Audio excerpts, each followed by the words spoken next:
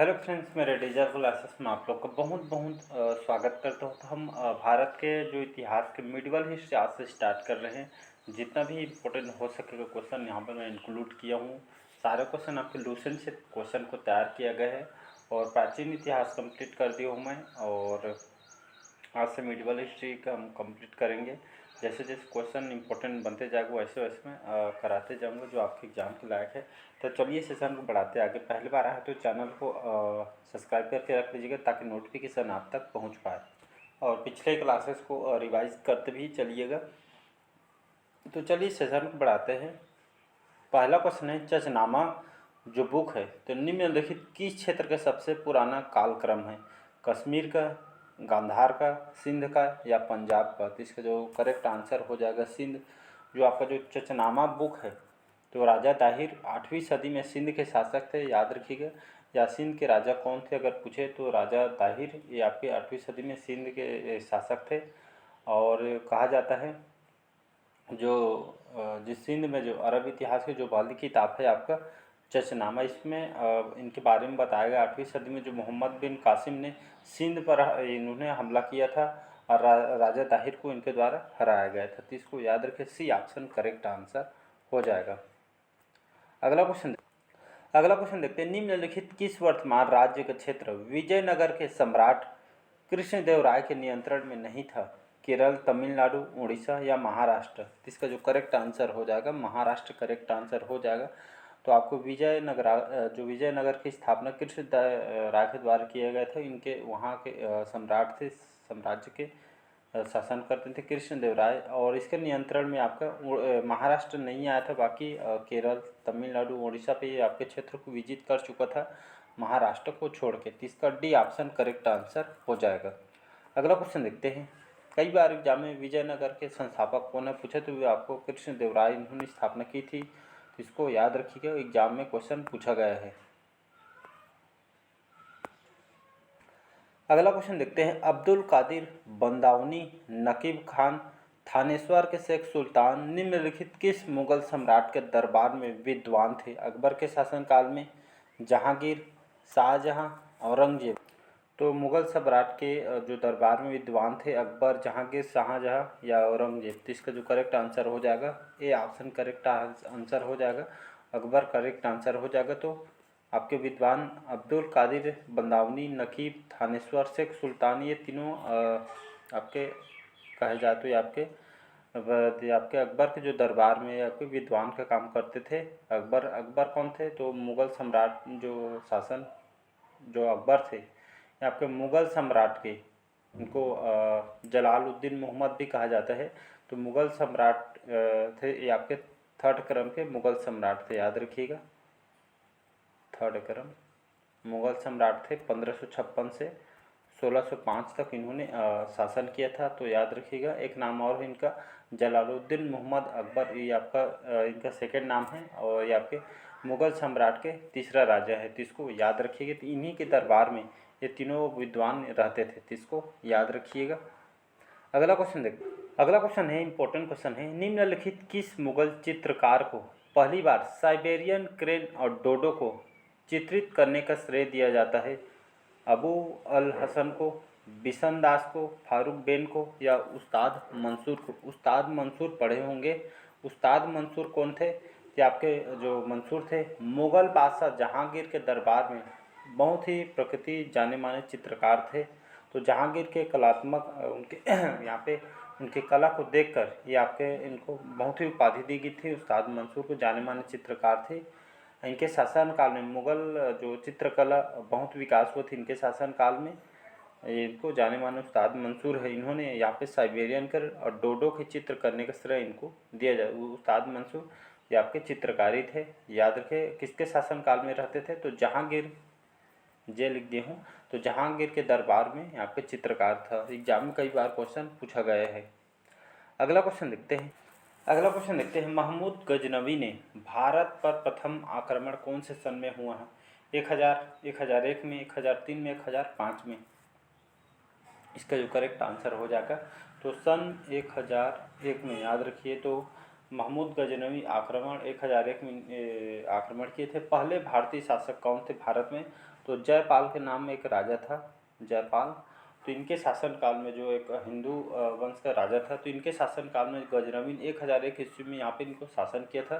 जो भारत में जो जयपाल नाम का एक राजा था, इनके शासनकाल में यहाँ पर हमला किया था, लेकिन उसमें महमूद जो गजनवी इसको पूर्ण रूप से इसको हरा दिया गया था। तो इसको याद रखिएगा। और एग्जाम में आता है जो महमूद गजनवी ने भारत में कितने बार आक्रमण किया है, तो इसको याद रखिएगा। तो महमूद गजनवी ने 17 बार, याद रखिएगा। तो इन्होंने 17 बार भारत पर आक्रमण किया और इसका उद्देश्य थे जो अपार भारत की जो संपत्ति उसको लूट कर या फिर गजनी मतलब इसको लेके जाना था। तो यही आपको लगभग 1001 ईस्वी में इसको स्टार्ट कर दिया था। पहली इसमें ये इसका उद्देश्य था कि भारत के जो जितने भी संपत्ति उसको लेके मतलब जाना था। इसका कर उद्देश्य तो लूटना था एक तरीक़ा से। तो आपके याद रखिए 17 बार भारत में इन्होंने आक्रमण किया है। अगला क्वेश्चन देखते हैं। दिल्ली के निम्नलिखित सुल्तानों में से किस सुल्तान ने चांदी और सोने के सिक्कों के स्थान पर तांबे के सिक्के जारी किए थे? तो गयासुद्दीन तुगलक द्वितीय, फिरोज शाह तुगलक, मोहम्मद बिन तुगलक या आपके मोहम्मद शाह तुगलक करेक्ट आंसर हो जाएगा। इसमें कौन सा करेक्ट आंसर? मोहम्मद बिन तुगलक, इसका सी ऑप्शन करेक्ट आंसर हो। तो मोहम्मद बिन तुगलक ने इन्होंने एक सांकेतिक सिक्के जारी किए थे, मतलब ये आपका पीतल और तांबे के सिक्के ढाले गए थे जिनकी कीमत लगभग सोने और चांदी के सिक्कों के समान थे। तो ये आपके सोने यहाँ पे चांदी सोने के सिक्के के स्थान तांबे के सिक्के जारी किए थे, लेकिन जो कीमत है आपके इसकी कीमत सोने और चांदी के सिक्के की समान ही थी। तो इसको याद रखें, मोहम्मद बिन तुगलक ने ही यहाँ पे इसको जारी किया गया था। एक क्वेश्चन और पूछा जाता है, भारत में सबसे पहले सिक्का किसने जारी किया था? तो ये आपको याद रखिए, एग्जाम में आए तो आपको आंसर लगाना है। कुषाण वंशियों ने यहाँ पे सबसे पहले भारत में सिक्का इनके द्वारा जारी किया गया था। तो इसको याद रखिएगा। अगला क्वेश्चन देखते हैं। निम्नलिखित किस दिल्ली सल्तनत के शासन काल में गैर तुर्कों का प्रतिकूलिन वर्ग बनाने का प्रयास किया था? रजिया सुल्तान, अलाउद्दीन, मसूर शाह, नसीरुद्दीन महमूद या इल्तुतमिश? इसका जो करेक्ट आंसर हो जाएगा आपका रजिया सुल्तान। यहाँ से क्वेश्चन पूछा जाता है रजिया सुल्तान। तो दिल्ली सल्तनत के शासक में गैर तुर्कों के प्रति कुलीन बनाने का प्रयास किया था, जिसको राजा बनाने का प्रयास किया था रजिया सुल्तान। इसका जो शासनकाल है 1236 से 1240। तो ये आपके मतलब दूसरे राजा की तरह मैं भी यहाँ पे राजा बन के रहूँ ऐसा करके इनकी सोच थी। एक महिला थी। तो दिल्ली की सल्तनत पर राज करने वाली जो रजिया सुल्तान पहली मुस्लिम और तुर्की इतिहास में पहले महिला शासिका थी, याद रखिएगा। जिसको एग्जाम में क्वेश्चन पूछा गया है। तो रजिया सुल्तान पहली मुस्लिम और तुर्की इतिहास में पहली महिला शासिका है। इनके पिता थे कि शमसुद्दीन जो इल्तुतमिश। इनके मृत्यु के पश्चात ही आपके इन्होंने यहाँ पे रजिया सुल्तान ने दिल्ली का सुल्तान इसको बनाया गया था। तो इसको याद रखिएगा। अगला क्वेश्चन देखते हैं। ये एग्जाम में क्वेश्चन पूछा है रजिया सुल्तान, तो इसको याद रखिएगा, इंपॉर्टेंट क्वेश्चन है। अगला क्वेश्चन देखते हैं। बलबन की मृत्यु के बाद बंगाल का स्वतंत्र शासक कौन बना? तुगराल तुगाम खान, रुकनुद्दीन फिरोज, कुतुबुद्दीन मुबारक शाह या आपके नसीरुद्दीन बुखरा खान? तो इसका जो करेक्ट आंसर हो जाएगा नसीरुद्दीन जो बुखरा खान, याद रखिएगा। तो बलबन की मृत्यु के बाद बंगाल का जो स्वतंत्र शासक किसको बनाया गया था? नसीरुद्दीन बुखरा खान इनको बनाया गया था। ये आपके बलबन के पुत्र थे और उन्होंने यहाँ पे राज्यपाल के द्वारा इस नसीरुद्दीन खान को यहाँ के बंगाल का स्वतंत्र शासक इनको बनाया गया था। तो इसको याद रखिए। निम्नलिखित कौन सबसे सक्षम सैयद शासक था? मुबारक शाह, मोहम्मद शाह, खिजर खान या अलाउद्दीन आलम शाह? तो इसका जो करेक्ट आंसर हो जाएगा आपका डी ऑप्शन करेक्ट आंसर हो जाएगा। अलाउद्दीन जो आलम शाह था ये आपके सक्षम सैयद शासक था। कहने का मतलब है ये आपके जो सैयद वंश के यहाँ पे जो सैयद वंश के जो अलाउद्दीन जो आलम शाह, इन्होंने दिल्ली पे शासन करने का यहाँ पे निर्णय लिया। तो उन्होंने स्वेच्छा से दिल्ली सल्तनत को यहाँ पे लोधी जो यहाँ पे वंश को छोड़ दिया तब से इसको यहाँ पे स्वेच्छा से सक्षम सैयद शासक इनको कहा जाता है। तो इसका डी ऑप्शन करेक्ट आंसर हो जाएगा। अगला क्वेश्चन देखते हैं, स्वतंत्र जौनपुर सल्तनत की स्थापना किसने की थी? इब्राहिम शाह, महमूद शाह, ख्वाजा ए जहां मलिक सरवर या आपका हुसैन शाह? तो इसका सी ऑप्शन करेक्ट आंसर। स्वतंत्र जौनपुर सल्तनत की जो स्थापना ये आपके ख्वाजा ए जहां मलिक सरवर के द्वारा की थी, तो याद रखिएगा। तो लगभग 1394 में इन्होंने 1394 में इस ख्वाजा जहां मलिक एक आपका हिजड़ा टाइप का था, ये आपके दिल्ली जो सल्तनत में यहाँ पे कुछ कारणवश यहाँ पे लाभ उठाकर इन्होंने 1394 फिरोज शाह तुगलक जो एक हिजड़ा था जौनपुर में एक स्वतंत्र सरकी राज्य, तो सरकी राज्य की स्थापना इनके द्वारा की गई थी, तो इसको याद रखिएगा। अगला प्रश्न देखते हैं, राणा कुंभा ने अपनी विजय के उपलक्ष्य में निम्नलिखित किस स्थान पर विजय स्तंभ बनवाया था? तो ये करेक्ट, ये आपका आंसर क्वेश्चन पूछा गया है। अजमेर में, चित्तौड़ में, जयपुर में, अंबर में? इसका जो करेक्ट आंसर हुआ आपको, इन्होंने चित्तौड़ में बनाया था, याद रखिए। तो राणा कुंभा ने मालवा और गुजरात की सेना पर अपनी जीत के उपलक्ष्य में ये आपके विजय स्तंभ का निर्माण करवाया है। आपके जो चित्तौड़ है आपके राजस्थान में आता है, याद रखिए। तो यहाँ पे विजय स्तंभ जो भारत राजस्थान के आपके चित्तौड़ के अंतर्गत आता है। तो ये आपको बहुत ही बड़ा भव्य स्मारक है, लगभग ये आपका मीनार है, निर्माण लगभग 1448 में इससे राणा कुंभा ने यहाँ पे मालवा के गुजरात खास करके यहाँ पे विजिट करके इसको बनाया गया था। तो याद रखिएगा, यहाँ मीनार आपके भगवान विष्णु को समर्पित है, भगवान विष्णु जी के आपका मंदिर है, तो इसको याद रखिएगा।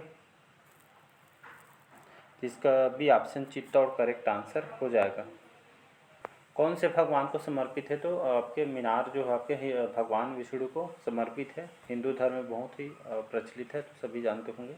अगला क्वेश्चन देखते हैं। अगला क्वेश्चन देखते हैं यहाँ पे, निम्नलिखित में से किस राजा ने बसंतपुर शहर का निर्माण किया था? बसंतपुर शहर का निर्माण किया था राणा हम्मीर ने, महाराणा प्रताप ने, महाराणा मुगल ने या राणा कुंभा ने? तो इसका जो करेक्ट आंसर हो जाएगा डी ऑप्शन, राणा कुंभा ने। तो राणा कुंभा ने 1433 ईस्वी में आपका इनका 1468 तक इन्होंने शासन किया था, और इन्होंने मेवाड़ पे आपका शासन किया था, और बसंतपुर शहर का इनके द्वारा निर्माण करवाया गया था राणा कुंभा के द्वारा, तो इसको याद रखिएगा। और यहाँ पे बहुत सारे स्कूल, तालाब, बहुत सारे मंदिर, महल वगैरह यहाँ पे बनवाए गए थे। शिल्पकारों, मूर्तिकारों को संरक्षण भी इनको द्वारा दिया गया था रहने खाने के लिए, तो इसको याद रखिएगा। अगला क्वेश्चन देखते हैं। निम्नलिखित कौन से प्रमुख कार्य इक़्तिदारों द्वारा सल्तनत काल में किए जाते हैं? भू राजस्व का संग्रह, कानून और व्यवस्था बनाए रखना। तो ये नीचे दिए कौन सा विकल्प का चयन करना है? तो आपका 1 और 2, ये इसका जो करेक्ट आंसर हो जाएगा सी ऑप्शन, 1 और 2 आपका करेक्ट आंसर हो जाएगा। तो यहाँ पे बोला था प्रमुख कार्य इक़्तिदारों द्वारा सल्तनत काल में किए जाते थे, तो भू राजस्व संग्रह था, ये आपका करेक्ट हो। कानून और व्यवस्था बनाए रखना, तो आपका दोनों आपका करेक्ट आंसर हो जाएगा। तो आपके सभी सल्तनत काल में होते थे। अगला क्वेश्चन देखते हैं, सल्तनत काल में भारत ने पश्चिम एशिया से निम्नलिखित किसका आयात किया था? उच्च कोटि के वस्त्र का, कांच के बर्तन का, घोड़े का? तो निम्नलिखित यहाँ पे कौन सा यहाँ पे सही विकल्प का चयन करना है? तो आपका डी ऑप्शन हो जाएगा करेक्ट आंसर, 1, 2, 3। तो सल्तनत काल में भारत से पश्चिम एशिया तक यहाँ पे किसका आयात किया जाता था? तो उच्च कोटि के वस्त्र, कांच के बर्तन और साथ ही साथ घोड़े का भी यहाँ पे आयात होता थे सल्तनत काल में, तो इसको याद रखिएगा। अगला और लास्ट क्वेश्चन देखते हैं यहाँ पे। अगला क्वेश्चन देखते हैं, हजारे राम मंदिर का निर्माण निम्नलिखित में से किसके शासनकाल में हुआ था? हरिहर द्वितीय, कृष्णदेव राय प्रथम या कृष्ण राय द्वितीय या वीर नरसिम्हन राय? तो इसका जो करेक्ट आंसर हो जाएगा कृष्णदेव राय जो प्रथम थे। तो हजारे राम मंदिर का निर्माण जो है इनके शासन के हुआ था। तो विजयनगर का जो प्रसिद्ध जो हजारा मंदिर, तो कृष्णदेव राय के शासनकाल के दौरान इसको बनाया गया था, और यहाँ पे बेहतरीन मंदिरों में से एक इसको जाना जाता है। याद रखिए, बेहतरीन मंदिरों के आपके निर्माण और साथ ही साथ कई महत्वपूर्ण जो आपके भारतीय मंदिरों में जो आपके श्रेय इसको जाना जाता है कि आप बहुत विख्यात मतलब बेहतरीन मंदिरों में से एक इसको माना जाता है। अगर पूछे अभी जो हजारे राम जो मंदिर का निर्माण जो आपके आपके देवराय प्रथम तो इसके निर्माण करता है, अभी वर्तमान में कौन से राज्य में स्थित है? तो याद रखिए हजारा जो राम मंदिर है लगभग 15वीं शताब्दी में इसको बनाया गया था, जो आपके देवराय प्रथम के द्वारा, और ये आपके हम्पी कर्नाटक राज्य में स्थित है, तो इसको याद रखिएगा। तो चलिए आज के सेशन कैसे लगा कमेंट करके ज़रूर बताइएगा। पहले बार आए तो चैनल को सब्सक्राइब करके रख लीजिएगा ताकि जो नोटिफिकेशन है आप तक पहुंच पाए। तो चलिए मिलते हैं अगले पार्ट में। यहाँ पे